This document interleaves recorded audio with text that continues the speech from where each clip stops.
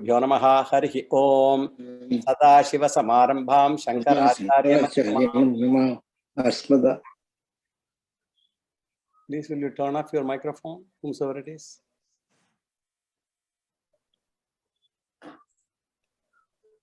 Again I'll start. Om Shri Gurubhyo Namaha Harihi Om Sadashivasamarambham Shankaracharyamadhyamam Asmadacharya Paryantam Vande Guru Paramparam Sadguru Charanaravindaabhyam Namaha. Brahma Sutras, Chapter 3, Pada 3. Sarva Vedanta Pratyaya Adhikaranam. Sarva Vedanta Pratyayam Chodanadya Visheshat Bhedanneti Chet Naikasyamapi Swadhyayasya Tatatve Nahi Samachare Adhikarascha Savavachatan Niyamaha Darshayati Cha Upasamharadhikaranam. Upasamharaha Artha Bhedad Vidiseshavat Samanecha Anyathatvadhikaranam. Anyathatvam Shabdaditi Chet Na Aviseshat Nava Prakarana Bhedad Parovariyastvadivat Sanyanaschet Taduktam Astitu Tadapi Vyaptyadhikaranam. Vyaptescha Samanjasam Sarva Bhedadhikaranam. Sarva Bhedad Anyatreme Anandadhyadhikaranam. Anandadayaha Pradhanasya Kriyasirastvadi Apraptihi Upachaya Apachayavhi Bhede Itaretu Artha Samanyat Adhyanadhikaranam. Adhyanaya Prayojana Abhavat Atmashabdacha Atmagrihityadhikaranam. Atmagrihitihi Itaravat Uttarat Anvayaditi Chet Syat Avadharanat Karyakyanadhikaranam. Karyakyanat Apurvam Samanadhikaranam. Samana Evancha Abhedat Sambandhadhikaranam. Sambandhadevam Anyatrapi Navabhiseshat Darshayati Cha Sambhridyadhikaranam. Sambhritihi Dhyu Vyaptihi Apicha Ataha Purusha Vidyadhikaranam. Purusha Vidyayami Vachet Itaresham Anam Nanat Vedadhyadhikaranam. Vedadi Artha Vedad Hanyadhikaranam. Hanautu Upayana Shabdaseshatvat Kusha Chanta Stuti Upaganavate Taduktam. Samparayadhikaranam. Samparaye Tartavya Bhavat Tatahyanye Chandada Ubhaya Avirodhat Gatehe Artatvadhikaranam. Gatehe Artavatvam Ubhayata Anyatahi Virodaha Upapannastal Lakshanartaha Upalabdhe Lokavat Aniyamadhikaranam. Aniyamaha Sarvasam Avirodaha Shabda Anumanabhyam Yavad Adhikaradhikaranam. Yavad Adhikaram Avastitihi Adhikarikanam Aksharadhyadhikaranam. Aksharadhiyam tu Avarodaha Samanyatadbhavabhyam Aupasadavat Taduktam Yadadhikaranam. Yad Amananat Antaratvadhikaranam. Antara Bhutagramavat Swatmanaha Anyatha Bhedanupapattihi iti chet na Upadeshantaravat Petiharadhikaranam. Petiharom Vishimshantihi itaravat Satyadhikaranam. Saivahi Satyadayaha Kamadhyadhikaranam. Kamadi itaratra tatracha Ayatanadibhyaha Adharadhikaranam. Adharat Alopaha Upastitehe Ataha Tadvachanat Tannirdharana Adhikaranam. Tannirdharana Animayaha Aniyamaha Tadrishhtehe Pritak Apratibandhaha Phalam Pradhanadhikaranam. Pradhanavat eva taduktham linga bhuyastva adhikaranam linga bhuyastvad tadibaliyaha tadapi purva vikalpaha prakaranat syat kriyamana savat atideshacham vidyaivato nirdharanat darshanacham shrutyadi baliyaha tvacha na bhadaha anubandhadibhyah prajñantara prithakvavat drishtasya taduktham na samanyatapi upalabdehe murtyuvannahi lokapattihi linga bhuyastva adhikaranam parena cha shabdasya tadvidyam bhuyatvatvanubandham parena cha shabdasya tadvidyam bhuyastvavanubandha. 52nd Sutra, 3rd Pada, 3rd chapter, 411th running Brahma Sutra.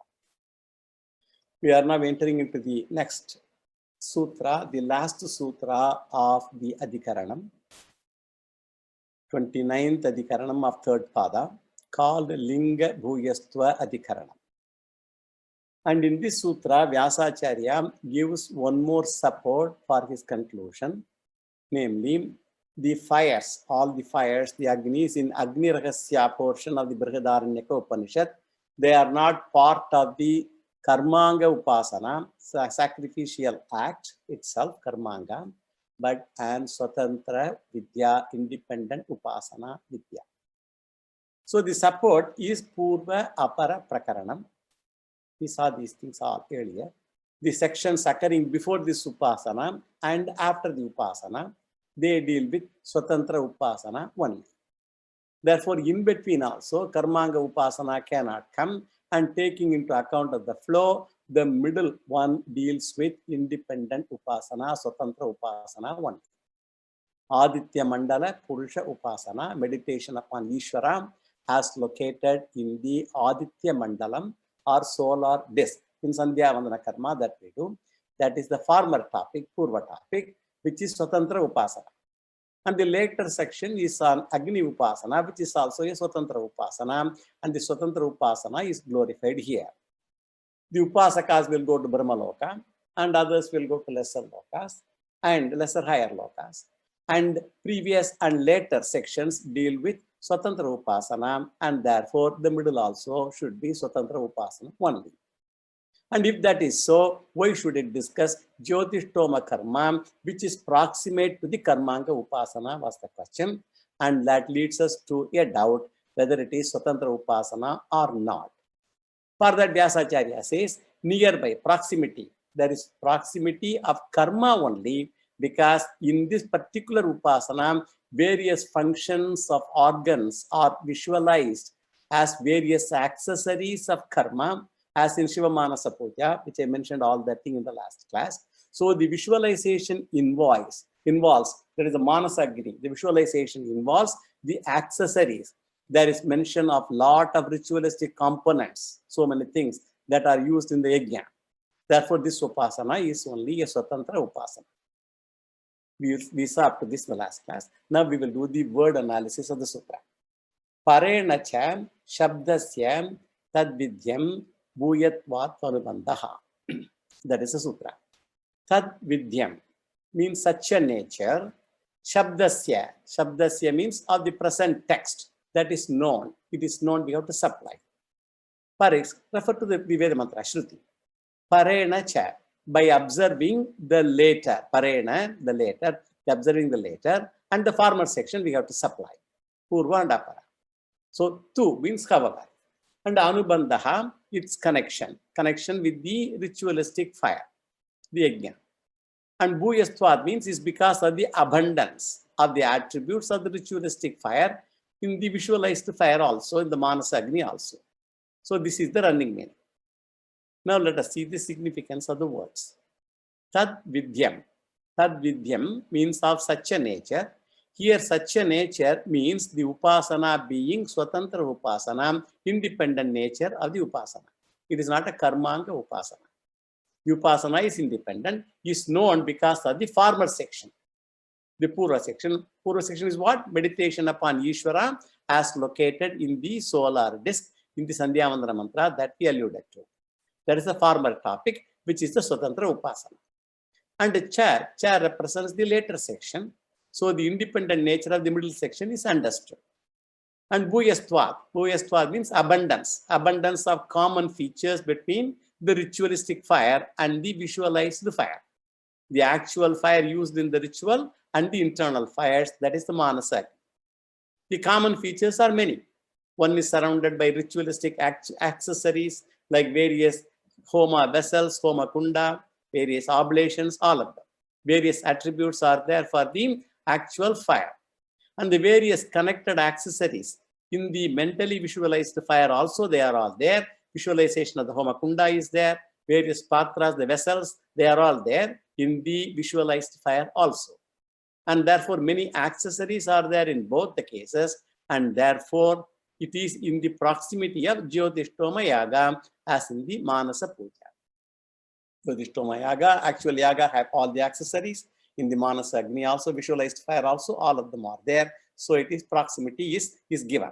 So abundance of attributes are seen in both fires, the actual fire and the visualized fire. Therefore, it is in proximity of karma.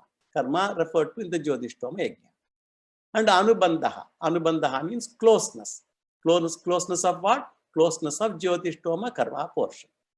Not because of karmanga upasana, but because many karma accessories are visualized. We should be careful. Jyotishtoma is not a primary karma, and all these things are all karmanga upasana. It is not so, but independent only. But the proximity is because many karma accessories are visualized. Totally, Vyasacharya gives 5 arguments that we also saw in the last class, such as the Shruti, Linga, Vakya, Anubandha, and Purvapara Vichara. All those we saw in the last class. On the basis of these arguments, the one under discussion is the Swatantra Upasana only, independent Upasana only. Not a Karmanga Upasana alluded to with the Jyotishtoma Yajna. And these are all definitely not very relevant to us because the Vedic Upasanas have been replaced by Pauranika, all these Puranic Upasanas these days. And therefore, during Veda Vyasa's time, Vedic Upasanas must have been very popular. And therefore, these doubts might have been there at that time. Now, we won't have any such doubts at all because all these Veda Upasanas are all now replaced by Puranic Upasanas. And that because of that, Vyasacharya had to clarify them at that time. With this Adhikaranam is also over. Now, let us see the next Adhikaranam. Adhikaranam number 30. Aikatmya Adhikaranam. It has 2 sutras, 53 and 54. Eka Atmanaha Sharire Bhavat. Eka Atmanaha Sharire Bhavat. 53rd Sutra, 53rd, 3rd Pada, 3rd chapter, 412th running Brahma Sutra. And in this Adhikaranam, existence of an Atman apart from body is taken up for discussion. Existence of Atman apart from the body is taken for discussion. Unless there is an Atma apart from the body, there is no use of the scriptures teaching liberation. That should be clear. Nor can there be any scope for ethical commands, dharmic commands, all those things referred to in the various disciplines, which are the means of attainment of heaven for liberation, or for the teaching that the Atma is Brahman. So whether it is Brahma Vidya or even to reach higher lokas, all those things, those commandments are not necessary if this particular thing is not understood. That is, Atma is different from the body.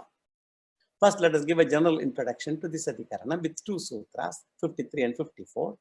Here, the subject matter is an incidental subject. It is not very much in the flow of topic. The topic is there Atma different from the body at all or not? Is the question. And this is a fundamental question. After coming to 400 and Brahma Sutras, one should not have that question. But this is a side topic. Fundamental doubt. So the karma, upasana and all those things, they are all supposed to take the jiva to moksha or krama mukti, not jivan mukti. to Kramamukti. Karma and all, it will give Chitta Shuddhi, through which you get Chitta Ekagrata and all that thing one has to practice. Then Shravanam, Mananam, Nididhyasanam, one can get Jivan Mukti or Kramamukti, depending on the case.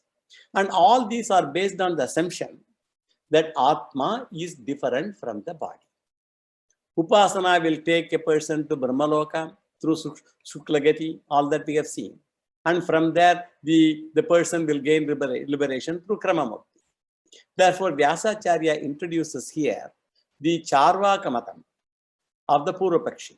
So the Purvapakshi here is a person who is following the Charvaka Matam.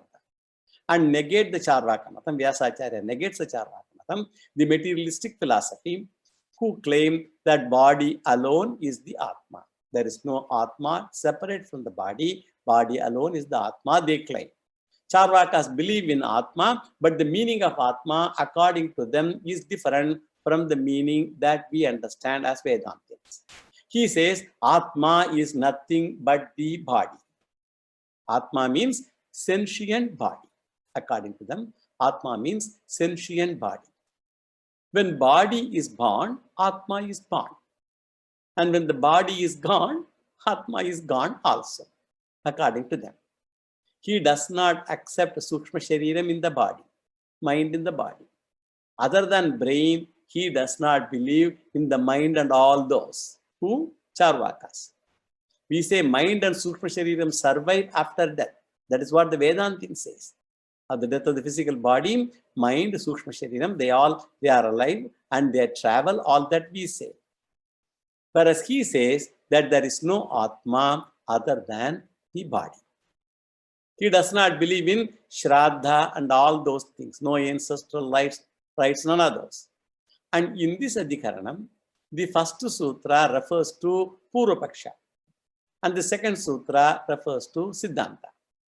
And our Siddhantin's view is, what is his view? There is Atma, which is different from the body. This is the topic of this Adhikaranam. Now the question then comes, why should Vyasacharya discuss this in the Vedanta Sutras and not in the Veda Purva Bhaga itself? Belief in Atma being different from the body is required in the Karma Kanda. And why is it brought to Jnana Kanda in the Brahma Sutras here? And Shankaracharya says it is necessary in the Veda Purva Bhaga, correct. And commentators have established that Atma is different from the body. But there is no direct Jaimini Sutra to establish that.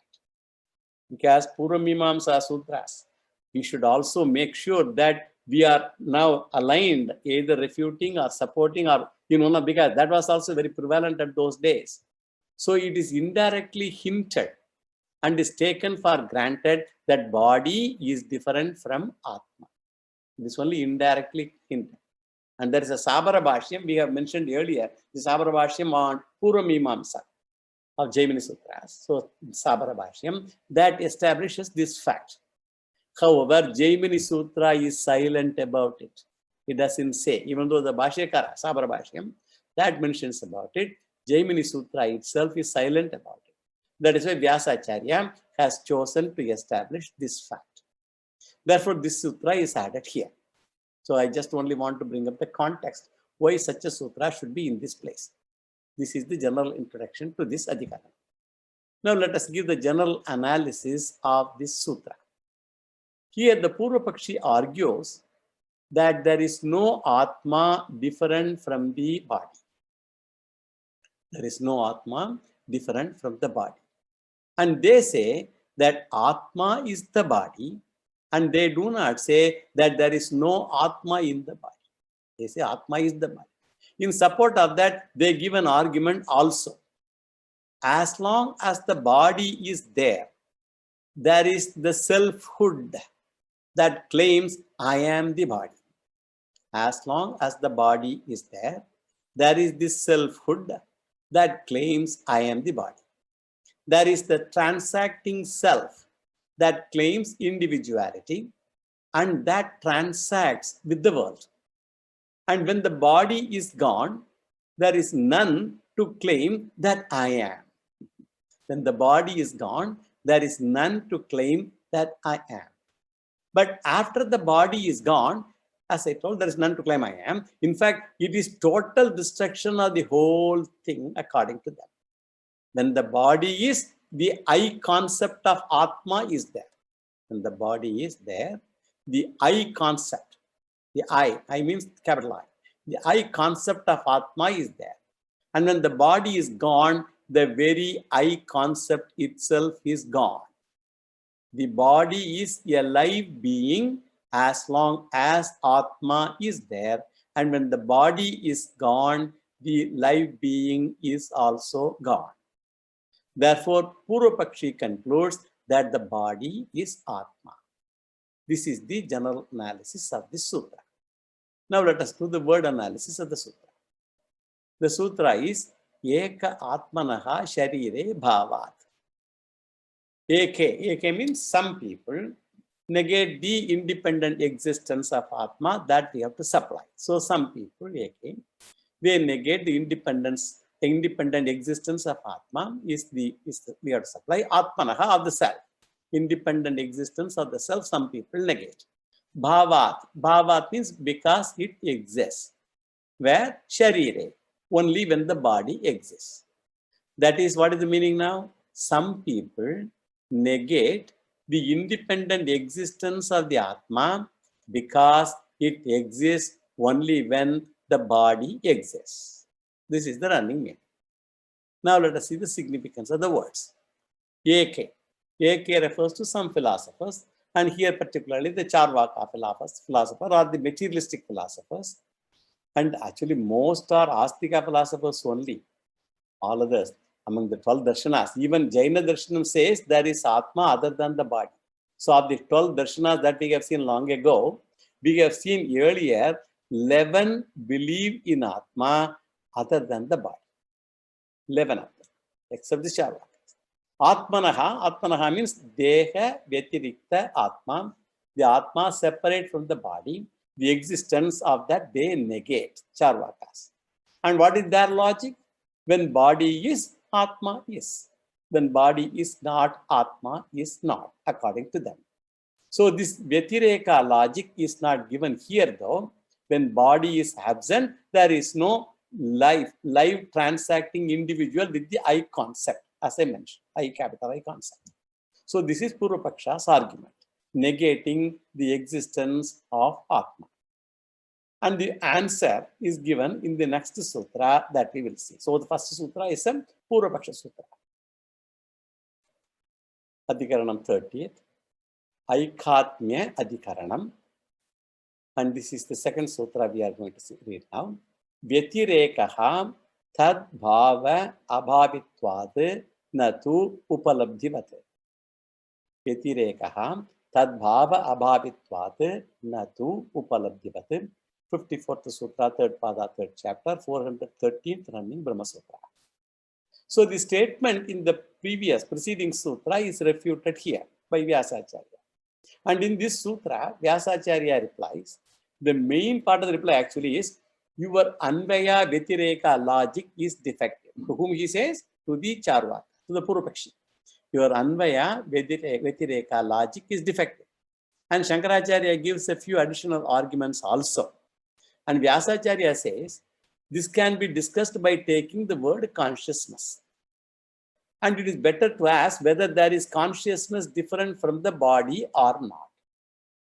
And Vyasacharya asks Charvaka whether there is consciousness different from the body or not.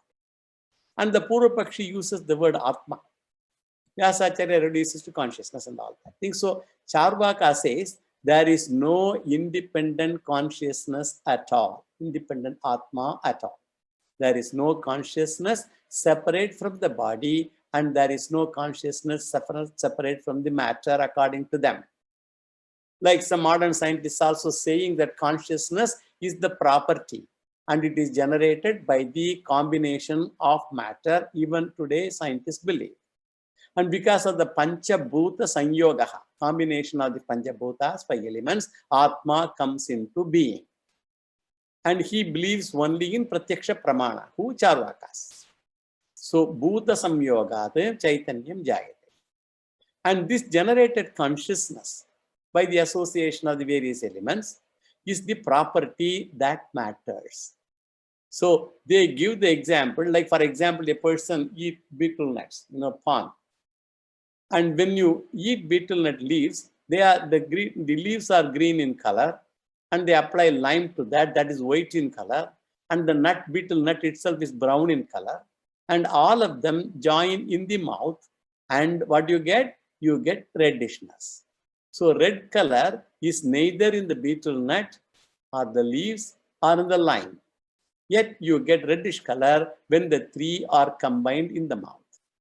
Likewise, there is no independent consciousness at all, is the view of Charvaka. Combination of all these five elements and all lead to that. And Vyasacharya says that this argument has got logical fallacy, and therefore it is not correct. This is an incidental topic, as I mentioned, an aside topic away from the main topic of Guna Upasamhara. We should not forget that. We are in the third chapter, third pada.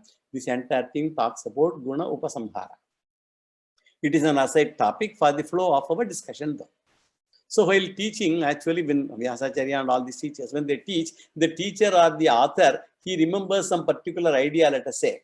And the teacher, before communicating it to the student, he has tremendous mind control, because he wants to tell that it is there in the mind, but he should be able to quickly decide as what he should tell while he teaches the student itself in situ. He should ask whether the topic goes with the flow of the topic, or he should immediately censor it and cut it off, because it may cause confusion otherwise. This control is needed particularly for the teacher, not the student. Sometimes he takes it that the topic is needed and it cannot be given up, as the aside topic will help during the course of his future teaching, as the topic is important, although it is not required for the flow right now. So it is like a placeholder. Similarly, Vyasacharya teaches Upasana topic, and the Upasaka travels after the fall of the body. That all we know. Sukshma Shariram traveling and all that thing we know. So they either go to the higher lokas and fall, or attain Krama Mukti, all those things. They go to all that. Suddenly Vyasacharya remembers that all the topics are relevant only when you accept the Jivatma, which is different from the body. And this is taken for granted throughout the pada. So Vyasacharya suddenly remembers. It is taken for granted. So he feels that this should not be taken for granted, and therefore has included it here, and stresses that Atma is different from the body. Vyasacharya might have felt that there is a Charvaka perhaps going through the Brahma Sutras at that time itself. And hence he makes it clear that Atma is different from the body. Here the Purvapaksha was given in Sutra 53rd, the last sutra that we just read. He says, I am the body and body is the Atma. And in the sutra, Anvaya logic is given, and Vyatireka logic we have to supply. That is, in the presence of the body, there is I, the Atma, the live individual. And in the absence of the body, there is no live individual. So this is the Vyatireka logic. In the presence of the body, there is I, that is the Anvaya logic. And the Punya Papas, all this Punya, Papa, life after death, all those things have no relevance according to Charvakas, the materials, philosophers. They even accuse that they are cock and bull story kind of thing, invented by the Brahmins to earn money and all that thing also. We have mentioned it also in some other context long ago. The answer is given in this Sutra 54, Sutra number 54. And Vyasacharya says, let us leave the Atma alone. Because with regard to the definition of Atma, there are so many philosophers who have different views. And Vyasacharya takes the example of something which is more relevant. The example that Vyasacharya has taken is in the place of Atma is Upalabdhi. In place of Atma, he takes the word Upalabdhi. Upalabdhi means the consciousness. Therefore, Vyasacharya addresses, actually cognition, the consciousness. Therefore, Vyasacharya addresses the Charvaka and asks, what is your view with respect to the consciousness principle? He is asking the Charvaka, what is your view with respect to the consciousness principle? And he says, the view is exactly the same as that of Atma. That means there is consciousness separate from the body. Charvaka does not believe in independent consciousness because of the Anvaya Vyatireka logic as mentioned above. When body is there, Atma is there, body is absent, Atma is not. So that is the logic he presented earlier. When the body is, consciousness is, and when the body is gone, consciousness is gone. Therefore, there is no consciousness other than the body. And he also further says that consciousness is a product of matter. And after being produced, it remains as a property of matter also. So when matter is in particular configuration, consciousness is generated. And many scientists also, they hold this view. It is a phenomenon, they say. Now Vyasacharya wants to point out that this reasoning is fallacious. First, with respect to consciousness, we will prove this reasoning is wrong. And if reasoning is wrong, the conclusion is also wrong. And Vyasacharya mentions only one logical defect, whereas Shankaracharya gives many more logical defects also. The 5 doshas mentioned by him are, number 1, Anvaya dosha, then Vyatireka dosha, Yukti Virodha dosha, Anubhava Virodha dosha, and Karma Kartru Virodha dosha. So these are the 5 doshas: Anvaya dosha, Vyatireka dosha, Yukti Virodha dosha, Anubhava Virodha dosha, Karma Kartru Virodha dosha. We will see each one.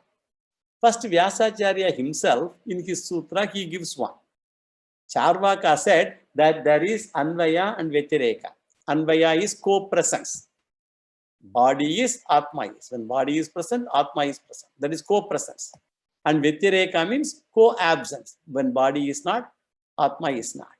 So that is Anvaya Vyatireka. First, we will take up the simultaneous presence of both. When body is, Atma is. Charvaka says, whenever there is body, there is consciousness. There is a dead body, for example, which is Sharira Bhavaha. But we don't experience consciousness in a dead body. That is, this is there. Dead body is there, no consciousness. Shariram is there, but Chaitanyam in the form of sentiency is not there. In dead body, your Anvaya fails. When body is, consciousness is. That fails right there. Now let us go to the second argument, Vyatireka. He says, Sharira Abhave, Chaitanya Abhavaha. When body is not there, Chaitanyam is not there. So in the absence of the body, there is absence of consciousness. That is a Vyatireka logic. How do you say that? Charvaka answers that I don't experience consciousness when body is dissolved. Then Shankaracharya argues, non-experience of something is not the absence of that thing. If something is not experienced by you, that does not mean it is absent. Non-experience does not prove non-existence. The non-experience can be due to 2 reasons. One is what? One is the very non-existence itself. It is not there. Non-existence may be one reason. And there can be another reason also, namely, it is existent, but there is no condition for its experience. There is no instrument. The instrument is inadequate, or the condition for experience is absent. These are all various other reasons where you can also feel, you can also not experience it. Here there are, for example, electromagnetic waves are there everywhere, in all around. A radio or a TV has to be tuned to the proper frequencies, then you are able to hear the music and other programs. So the waves exist, but our instruments are incapable of experiencing the music without the aid of a TV tuner or a radio tuner. I cannot say microwave is absent, but I don't experience because of the inadequacy of the instrument. There should be conditions for experience. So there is, for example, Prakasha. Prakasha means, normally we say light, Surya Prakasha, Chandra Prakasha. Here it is electric Prakasha, in presence of electricity.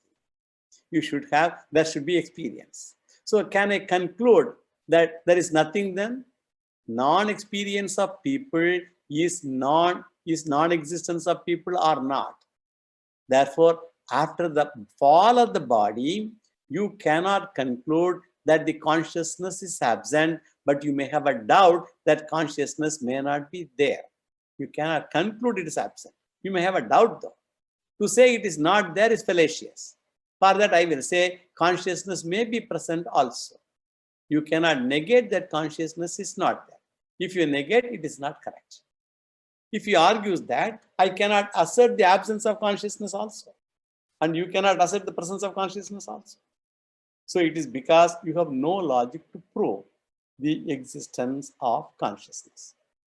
Then Vedantins say, we agree, we cannot logically assert the presence of consciousness, and at the same time, you cannot prove the absence of consciousness also. We can only say it may be or it may not. Since logically it cannot be proved, then we come to where? To the Shastras. What cannot be proved by logic, you come to Shastras back again. Here, our aim is to show that if Charvaka says that the non-existence of Chaitanya, if he talks about non-existence of Chaitanya, we say it is fallacious. Non-experience is not non-existence. And we have pramanam for that. And the third argument is Yukti Virodha. Yukti Virodha, our experience, shows that the very object, every object that I experience outside are all inert in nature. Whatever object I experience outside, they are all inert in nature.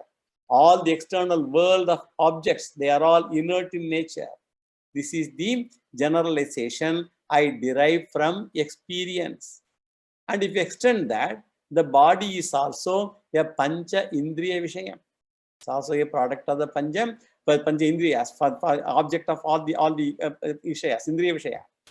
Therefore, our conclusion must be Dehaha, Jadaha, Drishyatpatim, Ghatavate. All this we have seen earlier. So consciousness cannot be part or property of the body, and it goes against the Vyapti. Vyapti means generalization. Not only that, Drishyam Dehaha, Jadaha, Bhautikatim, Gatavate. Because it is Bhautikam, Gatavate, like part. So it is product of the matter, like a part. And that being so, if you conclude that body alone is Bhautikam and it is Chetanam, if you say, it is against the norms and it is Yukti Virodha. Body alone is Bhautikam and is also Chetanam, if you say, it's not correct because Bhautikam are all inert, yes, the external world of objects. So it is Yukti Virodha. And the fourth one is Anubhava Virodha. Body is experienced. That means what? It is the property of the body is also experienced by us. Body is experienced means it is a property of the body is also experienced by us. It is our Anubhava. Shabda, Rupa of body, they are all experienced. If all the properties are, they are all Indriya Vishayas, they should be experienced. Chaitanyam also would have been Indriya Vishayam if Chaitanyam is also a property of the body. But with my sense organs, I experience all the properties of the body and I don't see any extra property in the form of Chaitanyam at all. All my sense organs experience the respective Vishayas. With respect to Chaitanyam, I don't have any particular sense organ to visualize that. I don't experience consciousness too. I don't see any difference between your body and the chair and your body and your carpet and all that thing, all are inert. If Chaitanyam were the property, I would experience, but I don't. And the fifth one also, there is experience Virodha, it is, and then Anubhava Virodha. And the fifth one is Karma Kartru Virodha. If I have to experience an object, the object must be different from the subject and also be away from the subject. If I have to experience an object, the object must be different from the subject and also be away from the subject. A subject can never experience itself, just as the eyes can never perceive itself. To perceive itself, the eye should be away and be different. This we extend to perceiving power and property of the eye also. The eye has got perceiving property. Our physical eye has got the perceiving property. The perceiving property of the eye can perceive every object, but it cannot perceive itself or the substance eye upon which the property is resting. It cannot perceive that. Now the property has the perceiving power. So perceiving property can objectify everything but two things. What are the two things? One is perceiving property itself. It cannot perceive. And also the substance upon which the property is resting. That is its own ashraya, its own locus. Perceiving property resides in the locus I. It cannot directly perceive that. Guna cannot objectify its own ashraya gunam also. So guna cannot objectify its dravyam, substance. Dravyam, the substance, cannot be separated from guna and place it in front for the purpose of perceiving. You cannot separate it. The perceiving guna, you cannot separate from the I, keep it separately and try to perceive. It cannot be objectified. Chaitanyam becomes gunaha, and the locus, substance, is the body. And Shankaracharya says, if consciousness is a property located on body, then consciousness will be able to objectify everything except consciousness itself by rule number 1. Guna cannot objectify guna. We already saw that. That is the first rule. And consciousness cannot objectify its own locus. What is that? Namely, body also. Then by rule number 2, your consciousness will never be able to objectify your own body, which means you will not experience your body. So every time one has to tell, your body is fat, your body is weak, all that somebody has to tell. You cannot definitely be able to perceive that. That's a foolish logic then. And then consciousness is a property, and property objectifying its own substance is fallacious. It is kartru karma virodha dosha. Fifth defect in the Charvaka mata. So consciousness cannot be the property of the body. Therefore, consciousness must be separate from the body. And this we confirm with Shastra Pramana, and it says Jnanam is eternal by saying Satyam, Jnanam, Anantam, Brahma. That's what Shruti says. Then Charvaka may ask how consciousness is not experienced when the body is dead. Right? Why it is not experienced? The body is dead. The body is consciousness there all the time, but it's not experienced. The body is dead. Our argument is that the medium for experience is not there. Not that consciousness is not there. Chaitanyam is there. But the medium to experience, namely the body, is gone. Surya Prakasha can be experienced only when the medium is there. This is the general analysis of this sutra. And once I have established Chaitanyam as different from the body, then I can say this Chaitanyam is called Atma, and it is the real meaning of I. And therefore, Atma is different from the body. Body is not the capital I, Chaitanyam is. Now let us go to the word analysis of this sutra. Vyatirekas tad bhava bhavitvat natu upalabdhivat. Natu means it is never so. Upalabdhivat, like the consciousness. Upalabdhi here refers to consciousness. Vyatirekah means Atma is different. Different from what? From the body. That is Vyatireka. Sharira Vitirikta Atma. So, that bhava abhavitvat, since its expressions, bhava, or whether its expressions are absence, or even when the body is present, its expressions are absent even when the body is present. That is after death. After death. When the body is present, is after death. This is the general meaning of the sutra. Now let us see the significance of the words. Vyatirekah tad bhava bhavitvat natu upalabdhivat. Let us see the significance of the words. And we should take na and tu together, natu. And it means Purvapakshi is never correct. Natu. Charvaka is never correct. Here Purvapakshi is who? Is Charvaka. He is never correct. But who says what? Atma is never different from the body, according to him. Vyatirekaha means different. Body is different from Atma is that thing he doesn't understand. He says body is same as Atma. Tad bhava abhavitvat. Reason for that is incorrectness of Purvapaksha or fallacy of Purvapakshi's reason. He says that only when the body is there, Atma is. This is the logic given by Charvaka, which is said to be incorrect in this sutra. And Vyasacharya says, in the dead body, Shariram is there, that is body. but life sentiency is not there. Expressions of Atma is absent. Hence, your Anvaya is not correct. Anvaya is what? Coexistence. So, Upalabdhivate, like consciousness. Whatever reason we can give to show that consciousness is different from the body can be extended to Atma as different from the body. The logic for Chaitanyam can be extended to Atma also. Sentiency can be extended to Atma also. Just as Chaitanyam is different from the body, Atma is different from the body. Angava Baddhadikaranam, next Adhikaranam, 31st topic.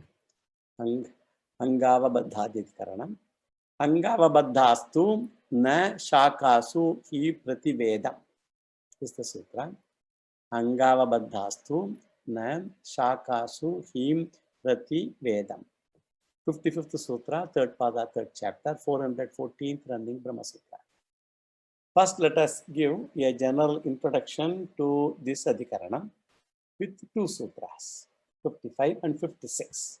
And now we are going to revert to Upasana portion. And the subject matter here is Karmanga Upasanas. It means when a big ritual is performed, as part of the ritual, certain meditations are prescribed, for which certain alambanams are prescribed. Alambanams are, the mediums and all that, using the symbol. Shiva Linga is, for example, the symbol, alambanam, for Lord Shiva, Shiva Upasana. Shaligramam is the alambanam, the symbol for Vishnu Upasana. Fire becomes the alambanam, for example, Nachiketas Upasana. Karmanga Upasana is in the Nachiketas ritual. And Virat Upasana, so Virat and Virat Upasana, all those things, they all become symbols. So therefore, these Upasanas are called Anga Ashrita Upasanas. Anga Ashrita Upasanas based on any part of the ritual, any part, Anga, any part of the ritual, these are Anga Ashrita Upasana. Sometimes the ritualistic fire is used as Alambanam, and sometimes mantras are used as Alambanam. For example, the best example we have already seen many times is in Chandogya Upanishad, the Udgita Upasana. The first mantra, first chapter, first section. Om iti etat aksharam udgitam upasita. Om iti udgayati tasya upavyakyanam. So may you meditate upon the Udgita, which is nothing but Omkara. So that is Omkara Upasana, Udgita Upasana. Omkara, which is musically chanted, is called Udgita. And we have seen this, some of this analysis earlier.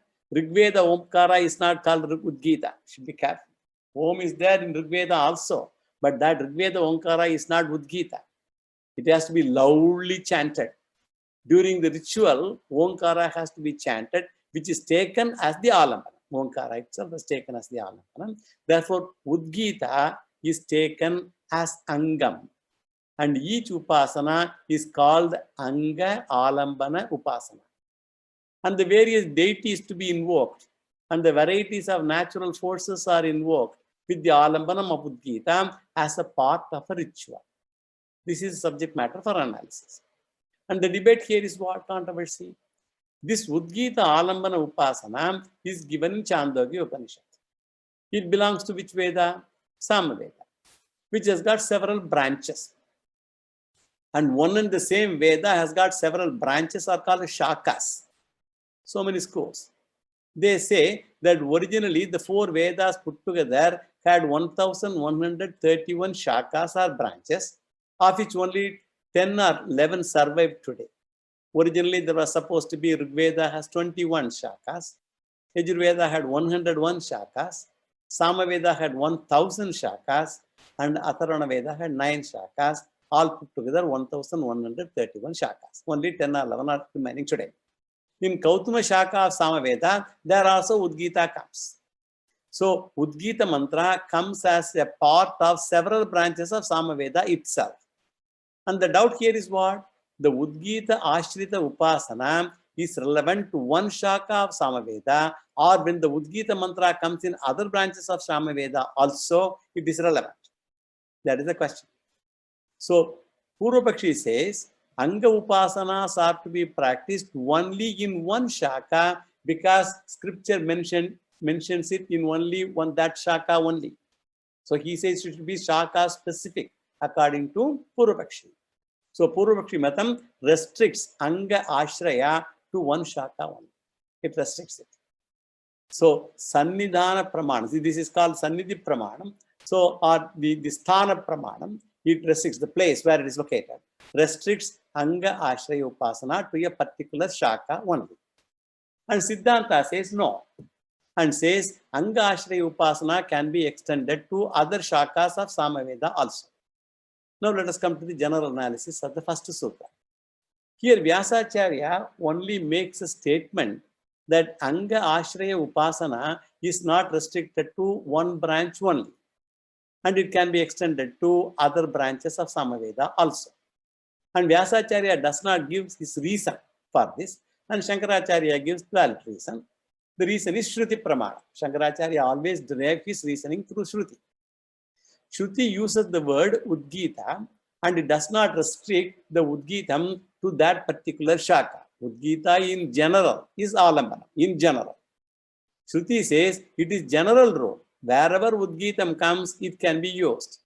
And Shankaracharya says the Shruti Pramana is stronger than the Sthana Pramana or the Sannidhi Pramana, and concludes that Omkara Upasana can be extended to other branches of Samaveda also. Now let us go to the word analysis of the sutra. Angava Baddhastu na Shakasu hi Prativedam. So Angava Baddha means meditations on factors connected with rituals, Angas, various rituals. Na Shakasu tu, are not restricted to the particular branch, Shaka. Prativedam, in the particular Veda only. Prativeda means in the particular Veda only, Samaveda here. He means because the basic injunction is general. It is a general injunction. Now let us go to the significance of the words. Angava Baddha means meditation based on Anga, an accessory of the ritual, Angam, organ of the ritual. Upon that Upasana is done. Na Shakasu. Shakasu means they are not restricted to a particular Shaka branch of Veda. And the word he that indicates because Vedic injunction in general talks about Vedic injunctions general. So we already recited the first mantra, first section, first chapter of Chandogya Upanishad, where such restriction is not given. Udgita Upasana. Prativeda means every Veda. Now let us go to the next sutra of this Adhikarana. Mantradi Vadhva Virodha. 56th Sutra, 3rd chapter, 3rd Pada, 415th running Brahma Sutra. First, let us do general analysis. Siddhanta says that Shruti Pramana is in our support only, that it cancels the contradicting Sthana Pramana or Sannidhi Pramana that we mentioned earlier. This is the content of the previous Sutra. While answering the previous Sutra, we accepted the Sannidhi Pramana at that time. And in this Sutra, Vyasacharya says, Sannidhi Pramana or Sthana Pramana Virodha Pramana is not there at all. There is no Pramana against the Sannidhi Pramana, Sthana Pramana. Previously overruled the dosha, and now we are saying there is no dosha at all. For this, Vyasacharya gives a technical answer. There are many examples where one mantra is extended to many other mantras. Extending a part belonging to another branch is very common to Vedic ritualistic approach. And this we do in Karmanga Upasanas also. This is common to Purva Mimamsa also. And why this cannot be done in our case is the argument of Vyasa. It is common to Purva Mimamsa also. Why cannot be done here? In the Vedic ritualistic literature, there is a portion called Maitrayaniya Samhita Prayoga Sutrani. This Maitrayani, it's a shaka. And these are all set of sutras which talk about the method of performing rituals. And there are many rituals where priests prepare various offerings, materials, taking rice, etc. as the gains. We Purodasa and all that we saw earlier. He grinds the rice to prepare this Purodasa to offer in the fire. And before grinding the rice, he has to take a grinding stone. For everything there are mantras. For taking the stone, we have to chant a particular mantra. And this is called Ashma Matana mantra. Ashma is stone. For making the stone, for grinding the rice and all that. So this is given in the above sutra. And this Prayoga Sutra, it mentions two sutras And it is said that the priest can chant any of the mantras when he does this at the time of taking the ashma means the stone. And one mantra is Kutaha Urasiti Asmadhana mantra. That is one of them. Asmadhana. And the other mantra is Kukkutaha Asi Iti Ashmanam Adate Kuta Rurasti Iva. Kutam Kutaha Urasiti Va. So one of the two mantras must be chanted. Any one of the mantras can be chanted. Naturally, the priest will look for the mantra. And since it is the Maitrayaniya Samhita Prayoga Sutrani, and this shaka is also in Yajurveda only. It's an Yajurveda shaka. Maitrayani. I told there were 101 shakas. Maitrayani is one of them in Yajurveda. So the priest looks for the mantra in the above Samhita, and he is able to find only one mantra. It is also said that it occurs in 1.1.6 of that particular Samhita, where the Kukkutaha Asi mantra is there, which I just read. As an option, the other mantra is not there in the above shaka. And therefore, Shankaracharya argues, from this it is clear that the Kuta Rurasti mantra, Kuta Rurasti, that mantra occurs in some other branch of the same way. So, two mantras occurring in two different branches can be used in two different samhitas. So, this particular mantra is not there in the above samhita, Maitrayaniya Samhita. He uses a mantra from another shaka. Therefore, what is the conclusion? There is no restriction that a portion applied for a particular ritual has to be done in that shaka only and can be extended to other shaka rituals also. Let us give, there is another example also Shankara gives in his Bhashyam in support of our argument. There is another mantra occurring in the above Samhita itself, the Maitrayaniya. So, Ritavo Vai Prayajaha Samantara Potavyaha. That is a mantra. This mantra says that Prayaja is a subsidiary ritual. Prayasa Yaga, Prayaja Yaga is a subsidiary ritual, subsidiary homa, consisting of 5 oblations. And this is an Anga Homa, subsidiary ritual only, a part of the Darsha Purnamasa Yaga. So, Yagas are Nitya Agnihotram, then all the Purnamasi Ishti, Darsha Ishti, there are various Darsha Purnamasi Yajnas are all there, regular rituals for Agnihotris. They are Vedokta mantras, Vedokta rituals. So, it is an Anga ritual. So, this Prayaja Homa is mentioned in that thing, in that place, in that context. In the above branches, it is mentioned, but it does not mention the 5 oblation details. Now, how do you know how many oblations are there? It doesn't mention the details. And this can be solved only when you study the Darsha Purva Yajna mentioned in another Samhita where the details are given. So, the very fact that the detail is missing in one shaka and taken to another shaka makes it clear that such interchange can be done if the yaga is one and the same.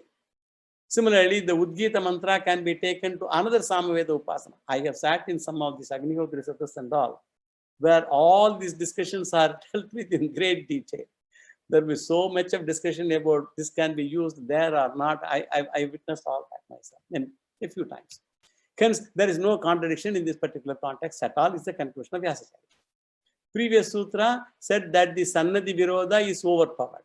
And here it is said Sannadhi Virodha itself is not there. Now we will do the word analysis briefly. Va means moreover. Avirodaha. Avirodaha means there is no improperness. Avirodaha. Mantra divate. As in the case of the mantra and all that. This is the word meaning. Now we will give the significance of the words.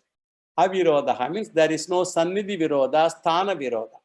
As in the case of the ritualistic portions. Mantra divate. As in the case of the mantras. The mantras kept in the mind as indicated in the preceding paragraph, all those Maitrayani mantra and all that we just mentioned. Adi. Adi means Prayaja Homa is the example that was just mentioned in this particular context. This Prayaja Homa is the example. So one shaka can be extended to another shaka also for sake of clarity and also adoption. That is the conclusion that Vyasacharya makes. With this Adhikaranam is over. Let us go to the next Adhikaranam in the next class.